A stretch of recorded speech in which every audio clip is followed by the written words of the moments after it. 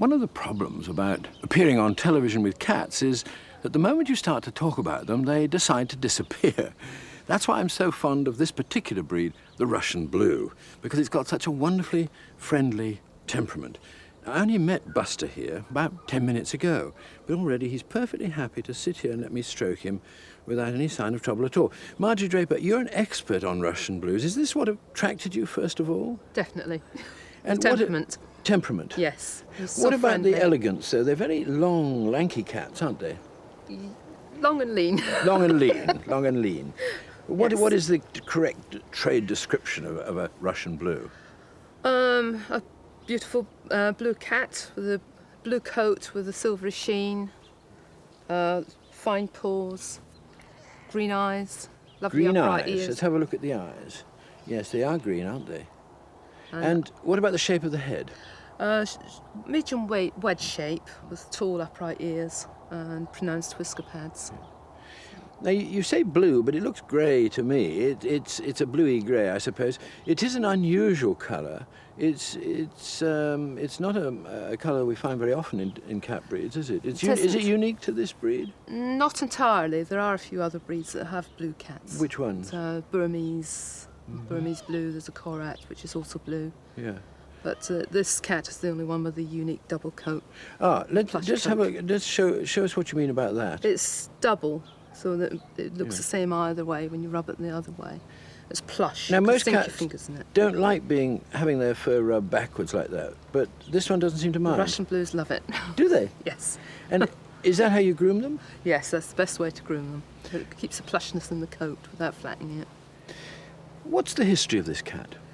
They're supposed to have come from Archangel in Russia, northern Russian. And when did they first arrive?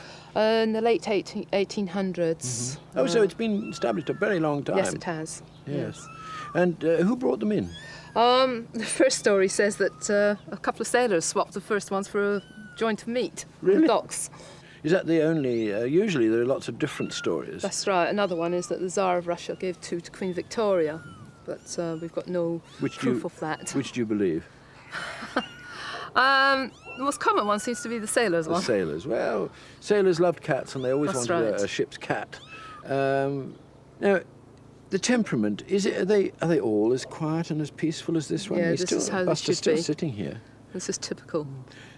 So that they're not at all like Siamese in temperament, because Siamese, if this was a Siamese, he'd be all over the place That's by right. now. He's very independent. And yet, there is something about the shape of the head that looks a little bit like Siamese. Somebody told me they did actually start crossing them with Siamese in the 40s. That's right. It was really to save the breed during the war. Why, that's were they in a believed. bad way? Yeah, well, there was a shortage of stud cats, etc. Well, the numbers got very low. That's right, yes. It was one lady, Miss Rochford, that mainly kept the breed going. Just one person? Well, as far as I know, there may have been a few others, but it was mainly down to her efforts. So we nearly lost you, Buster. We nearly lost you. And then the breed flourished after the war. That's right.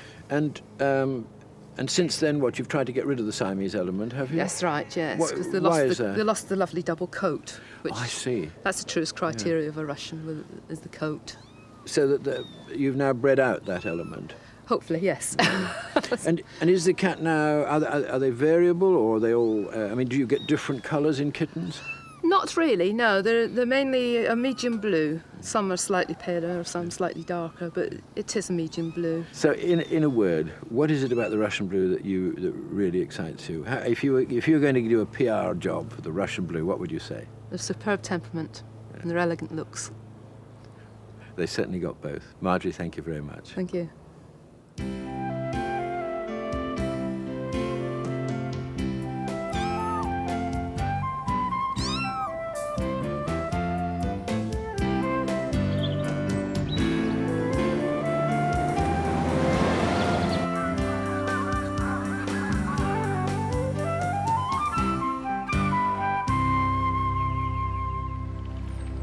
We've been here before.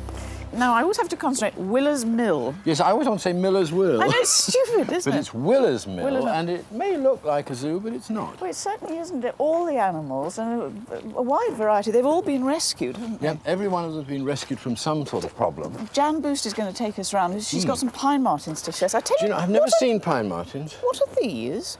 Ah, it's one of my favourite animals. the capybara. It's the biggest of all the rodents. It's a giant rodent. There are over 1,000 different kinds of rodents, rats and mice and guinea pigs, but this capybara, that's the biggest of them all. And it lives along the riverbanks in South America, in the tropics, and it's adapted to the water. What happens is that when there's any sort of trouble at all, they can jump into the water, and they swim extremely well. And that's why they've got that rather funny walk. You see, it's like a sort of paddling movement with its feet. You can imagine it doing that in the water. They're fascinating to look at because they're so strange. They look as a bit like a police identikit picture, a bit of that, somebody else's, nose, eyes. Well, they're not pretty, are they? Oh, I think they're exquisite. Well, I think we'll beg to differ. Why don't you go and see Jan, and I will try and be converted. I've never seen a pine marten in my whole life, and I've seen most mammals. This is a first for me. Oh, good. I look forward to that. I'll see you later. Okay.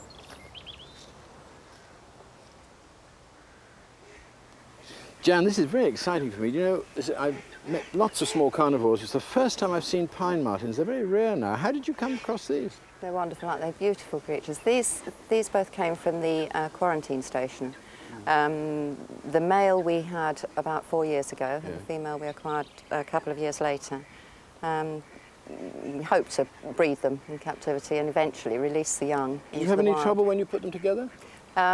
Yes, we put them together for the first time last year, and the female should be receptive at the sort of late summer, August time, but she wasn't, and there was quite a fight. So we tried again this year, and this time successfully.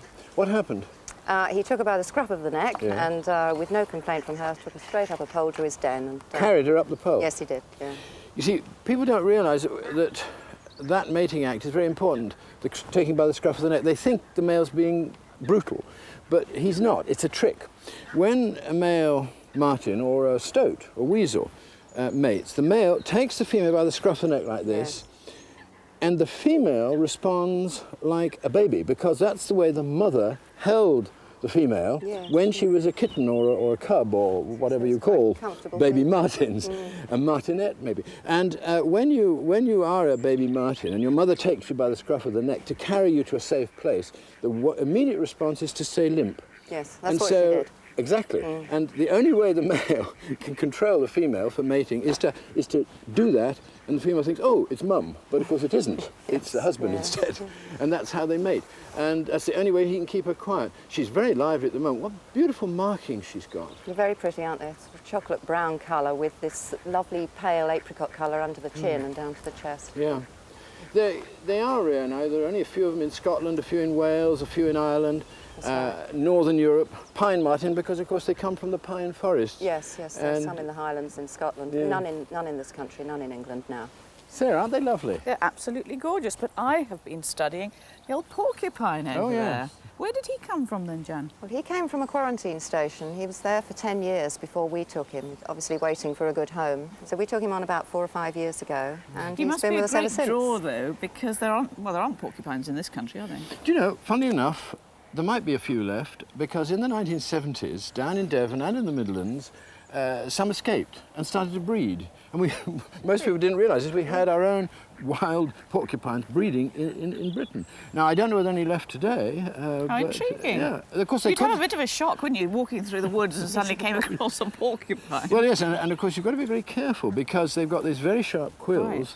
Right. And what the porcupine does is that when somebody comes very close, it gives a little warning. It erects its spines, and if you don't take any notice of that, then it rattles them. And if you don't take any notice of that, which is rather like a warning of a rattlesnake, then the next thing is that they back into you very fast and stab you with the spines. I'm looking for puncture marks in your boots. Has it happened, Jan? Well, they don't actually need to back into you. They can fire their quills from a distance of 18 inches to 2 feet. Now, I always thought that was a myth, you see. No, I've actually seen it happen with my own eyes. With your own eyes? Yes. How far did they shoot them? About 18 inches, 2 feet. That's astonishing. Now, I really don't... And they fired them with a rattle and very strongly. I mean, these quills went into Terry Willer's leg, about a distance of that much into the calf muscle. 4 quills, and also into our vet's leg. And he was wearing waders. From a distance of 2 feet? Absolutely. Across your heart? Across my heart. Because, honestly, I've written, and everybody's written, that this is a myth. This never happens. And you've seen it. I didn't believe it could happen. I mean, 5 years I'd never seen it until this occasion. We were trying to catch him because he had an abscess on his face. So we had the vet on there, and I actually watched it happen. Well, now this is amazing. I mean, this is something I shall now really have to have studied. they have quite a nice family life, actually. People, because we always think of them as having this defensive mechanism, we forget that they also have a family life. They pair, they move into other people's dens, and, you know, when the porcupines moves in, the best thing is to move out. You're in good form this afternoon. Well, I love porcupines. Always have. Well, maybe you could take Pinocchio home with you. Oh, I'd love to. I love porcupines. No, they really are wonderful animals, because you see, porcupines, like hedgehogs and tortoises, if they've got a shell or quills or sharp spines, they feel safe, so they're much more bumptious than other animals, and the old porcupine here will be snuffling around there. I bet he's quite friendly when you go He's over. quite a personality. Can you feed yeah. him by hand? I can feed him by hand, and he'll let you tickle What his does he nose. like? What does he like to He eat? likes bananas, banana sandwiches, Banana corn on sandwiches. the cob, all root vegetables. Yeah. No, porcupines really are favourites of mine. You found a weak spot. I love them. They're wonderful animals. And Jan, thank you for letting us meet. What was it, Pinocchio? Pinocchio. It was really interesting. Thanks, Jan. You're welcome.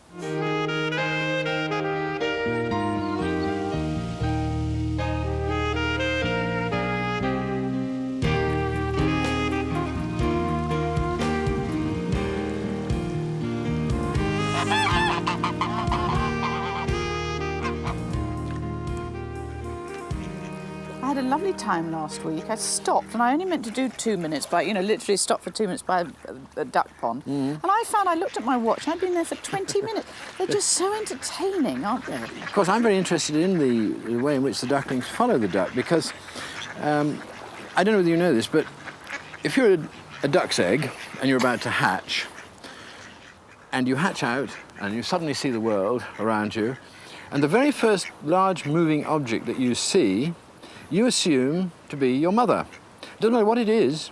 If it's a large moving object, that's mum, and you'll follow it for the rest of your days as a duckling. And if it happened to be an Alsatian, in fact, there are cases where the little ducklings have hatched out in a home, and the first thing they saw was the family dog. And so the poor old dog now, wherever he goes, he's followed by all these little ducklings. Because that's why you sometimes these colour supplements see, you know, the Alsatian with the little duck curled up. That's right, and it's called imprinting. And what it is that during the first few minutes of a duck's life, they're very sensitive to what they see, and they take it to be their parent, and after that it's fixed. Why do they go, you know, duck end up?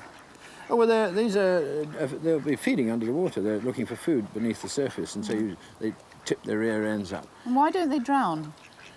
Because they have air trapped in their feathers. The feathers are so beautifully designed, so intricate, that they have a complete layer of air trapped within the feathers, which keeps them floating. Well designed, a duck. I think I'd like to come back as a duck. I might come back, but I think I'd prefer to be a drake.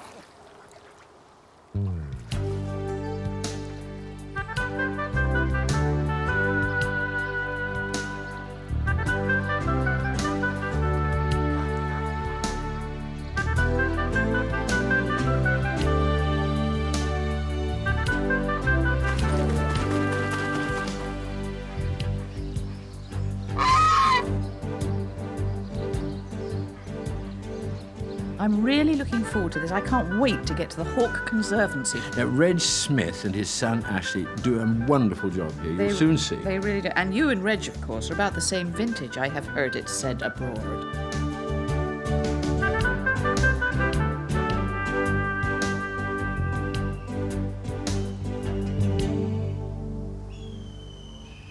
Reg, this isn't the first time we met, is it? No, it isn't. I think I worked with you in the 1950s on Zoo Time. Yes, we actually appeared together on television in 1958. Oh, was it? Yeah. I think you came along with was it a falcon? Yes, I think I brought a lugger falcon up for you. And then, how did you get started here? Well, I'm a farmer, really, you know, and we started a European wildlife park, and we used to do demonstrations here with birds of prey, part of our educational theme, and it escalated, really, until in the end we found it was much easier to run a specialised collection, and we went from there, really. And it is pretty specialised. How many birds of prey have you got now? There's about 400 here altogether. 400? But it's a varying number because every day of the year an injured one comes in, and every day one goes out. I've never seen such a big collection of birds of prey anywhere as this, and in magnificent grounds too. You keep it all in excellent condition. What are your own special interests? Well, my interests here are in education mainly of young people, and particularly with British birds of prey. I'll give you an example. This year we've had twice German schools and English schools, and the German schools are so much better informed on wildlife in comparison to our own children. So you're trying to put that right? I would like to see wildlife education introduced at primary school level, very much. Again, you know, it's been dropped nowadays. And very important. You say all British birds of prey, do you have the whole lot here? no, we don't. It's not a stamp collection, it's a representative collection here, but we do keep peregrines, merlins, you know, things like this. That are. Which are your favourites? I think of all birds of prey, the barn owl is my favourite, but I must admit the flight of the peregrine is really spectacular, you know, to see that flown. Here he comes. That's for Stu. Nice one.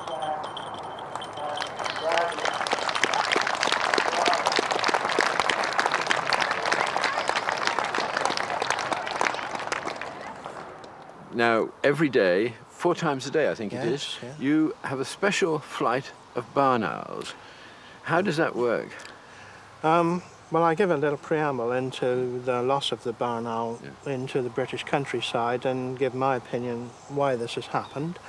And then finally, we illustrate how barn owls, for instance, hunt by hearing rather than by sight. When they move their heads very quickly around like this, the audience imagines that they're looking at them. They're not, they're listening, you see. They have asymmetrical ears, don't they? That's right, they do, yes. The large facial discs here are very much like the great Goonhilly Down telescopes, you know, that attracts sound from the stars. My favourite bird here, I have to admit, is, because I've watched it feeding in Africa, is the extraordinary secretary bird. It's a magnificent bird to watch, but when you do your demonstration, you're going to demonstrate how it kills snakes, but you can't obviously offer it a snake. No, we use a very long rubber snake. The long legs, of course, are not only used for movement, they're used for hammering into bushes to encourage snakes and lizards and things like this to leave cover. And then the secretary bird actually hits them with the back talon. So it's quite a precise strike. Very much so, yes. We've got, I think, 3 headless rubber snakes down there, you know, that we've gone through in under a year, where it's only the head that's struck, not the middle or the tail. It's a big bird, isn't it? The wingspan is, what, about 5.5 feet, I would have thought, something like that. Apart from the fact that it's a unique bird, it's got no close relatives at all. It's a family all to itself. It doesn't look like any other bird. It's extraordinary shape with these very long legs and the beautiful feathers sticking out at the back of its head, which is what gives it the name, because it's supposed to be like the old quill pen stuck in the behind the ear of an old-fashioned secretary. How many do you have here? Just the one? We've got a breeding pair and just the single young bird. Yes. Who eventually will go into make up a second pair. But let's go back to your first love, which is the British birds of prey. Do you have a policy of releasing them back into the wild? Yes, very much so. We've been responsible for releasing about 40 buzzards locally. In fact, the area we're sitting in at the moment, there's a young buzzard at Hack here that's been out for around about 3 weeks, but he comes back every day for food and eventually he will drift away. Now, you specialise in the British birds, but your son, I think, he's more interested in the exotics, isn't he? Well, he's interested in endangered species very much and is probably responsible for most of the very rare stock that we've propagated here, like the spectacled owls. Well, Sarah's with your son, Ashley, right now, looking at a gigantic condor. Actually, your father's been saying nice things about you and your love of birds, and this must be one of your most unusual to find in the middle of Andover. Yes, he's beautiful. He's an Andean condor, and his name is George the Ninth. Why the 9th? He was the 9th condor that Chester Zoo produced. Right. And so everyone is named after a king or a queen, and every year, a year is added on. Where do they come from in their native land? They come from the Andes and from the mountainous regions, and they're carrion eaters. How old is George, did you say? He's about 9 months now. So he's sort of been nearly a year now, yes, a baby. He's just starting to fly. We've got him doing demonstrations. But his wingspan now would be what, 9 foot-ish? 12 feet. 12 feet? He looks like a barn door flying through the air. And a barn door flying through the air. You're obviously quite fond of him. I think of all the birds that we have here, he's probably the most affectionate one that we have, and he's also terribly sensitive. Things upset him very easily, so you have to be very conscious when you're working with him to make sure everything goes his way. Right. Now, you said about flying. Well, you said was he born in a zoo? He was bred at Chester. Bred at Chester, so he's come here, but of course nobody's taught him how to fly. One of the problems is that I don't really know if many condors have ever been trained before, but in the wild they tend to launch themselves off of mountains. And of course here we don't have a mountain in Hampshire, sadly, so we've had a problem getting him airborne. However, rather than get him to fly for pieces of beef, if you leave him on top of our little hill, he feels lonely, and then he flies down around the field looking for us. And the most we've got him to do so far is 3 circuits. Oh, well, not bad. Somebody said that they were worried that he might show up on radar when he was flying through the air. Wonderful. Ashley, superb, and thank you so much for sharing old George IX. Absolutely marvellous. Thank you for coming. Oh, it's been a delight. Thank you for having us. Good boy. Don't panic. It's all over.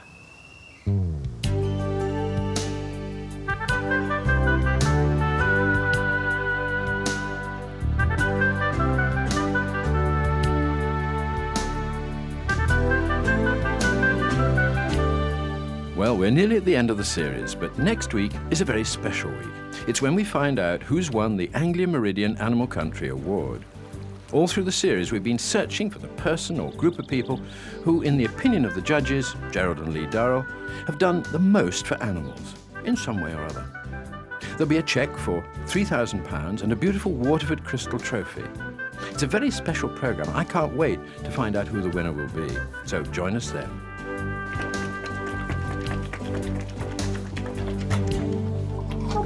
There you go.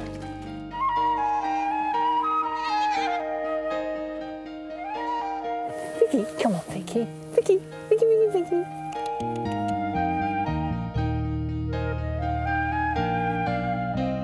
How would you sum up running an animal sanctuary? Hard work, but rewarding. Since we've had him, we've had the fire brigade out 5 times. Fire brigade? I'm frightened to ring up now because they say, oh, it's not Goliath again, is it? Put it in context for viewers. I mean, where exactly are we? Well, we're in the wash, or at least we're standing.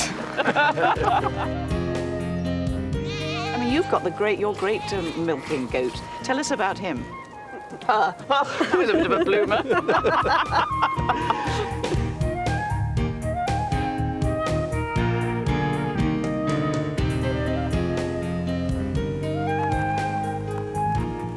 This poor chap fell down a hole, and as you can see, he's getting bigger and bigger. So for you, what does it mean to walk in the forest? Well, when I go and get the cow first thing in the morning, the solitude and the peace, it's wonderful. It's a wonderful place to live.